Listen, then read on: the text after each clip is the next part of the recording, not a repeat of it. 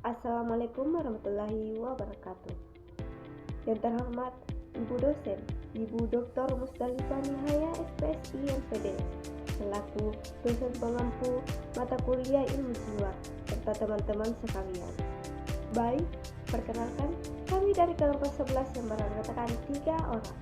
Saya Nabila. Saya Andi Saska Sahara Al-Humaira. Perkenalkan, nama saya Ahmad Rizky Muslim. Pada kesempatan kali ini, kita akan membahas materi kesehatan mental dan penyesuaian diri. Sehat bukan hanya tentang fisik, tetapi juga bagaimana berpikir dan perasaan kita tetap stabil dalam menghadapi kehidupan. Yuk penjelasan dari kami. Kesehatan mental saat ini menjadi isu penting di kalangan pelajar dan mahasiswa. Banyak orang terlihat baik-baik secara fisik, tetapi sebenarnya mengalami tekanan batin, stres, atau bahkan kehilangan motivasi hidup. Oleh karena itu, penyesuaian diri menjadi kemampuan penting agar seseorang mampu menghadapi perubahan dan tekanan dalam hidup.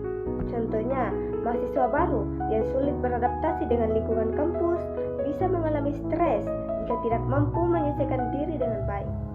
Apa sih itu kesehatan mental? Jadi teman-teman, kesehatan mental menurut WHO adalah keadaan sejahtera di mana seseorang menyadari kemampuannya, dapat mengatasi tekanan hidup normal, dan dapat bekerja secara produktif, serta berkontribusi di lingkungannya. Intinya, kesehatan mental bukan berarti bebas dari masalah, tapi bagaimana seseorang mampu menghadapi masalah dengan pikiran dan emosi yang stabil. Pengertian penyesuaian diri. Penyesuaian diri adalah kemampuan seseorang menyesuaikan perilaku dan sikapnya dengan tuntutan lingkungan tanpa kehilangan jati diri. Contohnya yang pertama, siswa baru belajar beradaptasi dengan peraturan sekolah. Yang kedua, mahasiswa belajar menyeimbangkan waktu kuliah, organisasi, dan istirahat. Tujuannya agar individu bisa hidup harmonis, tidak mudah stres, dan diterima oleh lingkungan sosialnya. Hubungan kesehatan mental dan penyesuaian diri. Keduanya saling berhubungan erat, yaitu pikiran tenang dan stabil, mudah beradaptasi dengan lingkungan, emosi terkendali, tidak mudah stres, percaya diri, dan bisa bersosialisasi dengan baik. Kesimpulannya, jika seseorang memiliki kesehatan mental yang baik, ia akan mudah menyesuaikan diri. Sebaliknya, kesulitan menyesuaikan diri bisa menyebabkan gangguan mental seperti stres, kecemasan, bahkan depresi. Faktor yang mempengaruhi. Yang pertama, faktor internal, yaitu kepribadian atau optimis, kematangan emosi, harga diri, dan kepercayaan diri.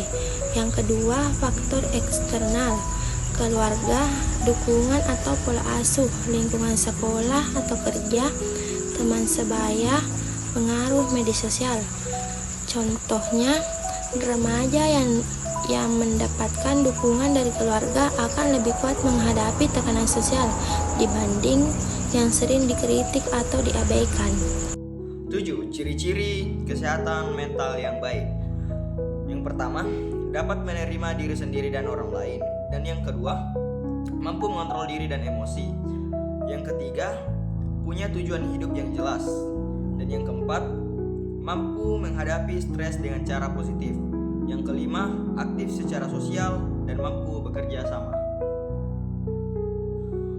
8. Dampak jika kesehatan mental terganggu. Yang pertama, stres dan kecemasan berlebihan. Dan yang kedua, sulit fokus belajar. Dan yang ketiga, menarik diri dari lingkungan sosial.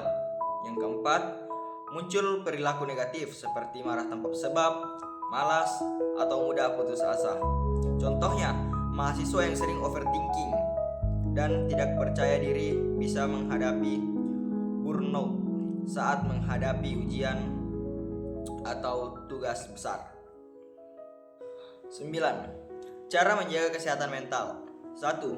Menjaga keseimbangan hidup dengan cara istirahat yang cukup, makan sehat, dan olahraga ringan. Dan yang kedua, berpikir positif dan realistis, seperti fokus pada hal yang bisa dikontrol. Dan yang ketiga, bangun komunikasi yang baik, seperti cerita dengan teman, guru BK, atau keluarga. Dan yang keempat, stres dengan cara sehat. Contohnya mediasi, journaling, mendengar musik, atau berdoa. Dan yang kelima, hindari membandingkan diri berlebihan di media sosial. Dari pembahasan tadi, kita bisa simpulkan bahwa kesehatan mental dan penyelesaian diri punya peran besar dalam membentuk kesejahteraan hidup.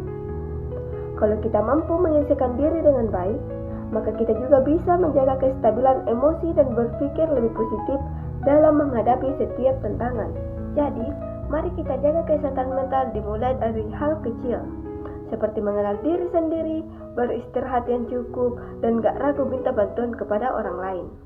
Ingat, kuat itu bukan berarti gak pernah sedih, tapi tetap mampu berdiri walaupun lagi gak baik-baik saja. Terima kasih sudah menonton. Semoga video ini bisa menginspirasi kita semua untuk lebih peduli terhadap kesehatan mental dan terus belajar menyelesaikan diri. Billahi fi sabilil haq, wastabiqul khairat. Wassalamualaikum warahmatullahi wabarakatuh.